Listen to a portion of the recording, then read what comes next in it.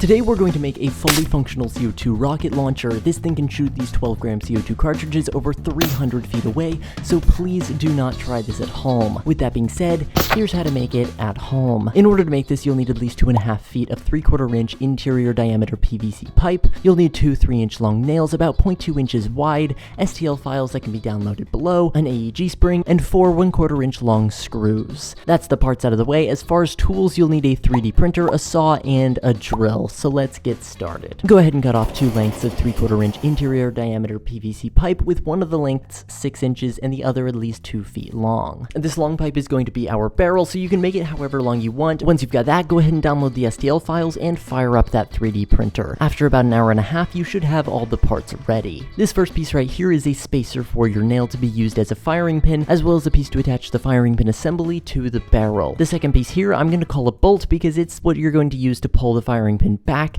as well as to provide the nail with a backstop to puncture the CO2. With that out of the way, go ahead and mark your small PVC pipe with a marker just larger than our 3D printed bolt, and then cut a 3.5 inch groove down the pipe. At first I made mine a little bit small, so I went over it with a drill bit, but now our 3D printed piece fits perfectly. Now at the end of our grooves, go ahead and create a notch that's big enough for our 3D printed bolt to lock into. This is essentially going to be our trigger so that we can fire it whenever we want by just pressing on the end of the bolt. Now drill a hole 1/2 inch from the bottom of the PVC pipe, just big enough for your nail to fit in. Now we just need 4 more holes so that we can screw our barrel and firing pin assembly to this 3D printed spacer. Now that we've done that, we're ready to assemble this thing. We're going to start assembly by taking our 3D printed bolt, we're going to slide the nail into it, and then put the 3D printed spacer around the nail. Line up the holes with the spacer with the holes in the firing pin assembly, and then go ahead and take 2 screws and attach them together. Now go ahead and line up the holes on the barrel with the holes on the spacer and screw that in. Now all we need to do is put our AEG spring in the firing pin assembly, push down on the spring a little bit, and then push the nail through the hole, securing the spring in the firing pin assembly. Now it's time for the fun part. We're going to test our launcher and make sure everything works. Load a CO2 cartridge down the barrel, and then go ahead and gently pull down on the bolt and lock it into place by giving it a small twist to where it fits in the notches that we made. When you're pointed in a safe direction with well over 500 feet of clearance in front of you, go ahead and press on the bolt, and with all the spring tension, it will fly into the CO2 cartridge, puncture it, and it should fly out. Accuracy time. We've got a box that's about 1.5 by 1.5 feet.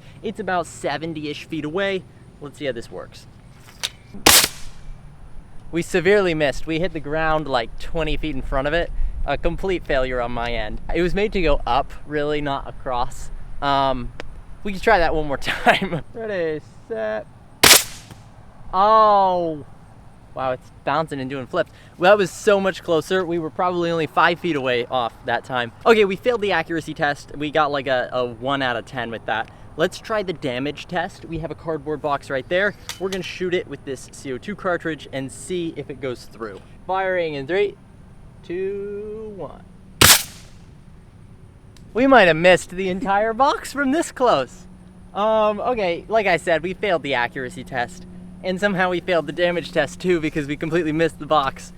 I didn't think accuracy was needed from like 5 feet away, but okay, this thing could probably hit the earth, and that's the only thing we can hit with this. Okay, it's a pretty cool project. It's definitely the most inaccurate thing in the world. If you do decide to make this, please be very careful. Let me know if you guys like this project and we can try and make another one, make it even better, and hopefully make it pump action. That could be cool. Thanks for watching. I'll see you all next time.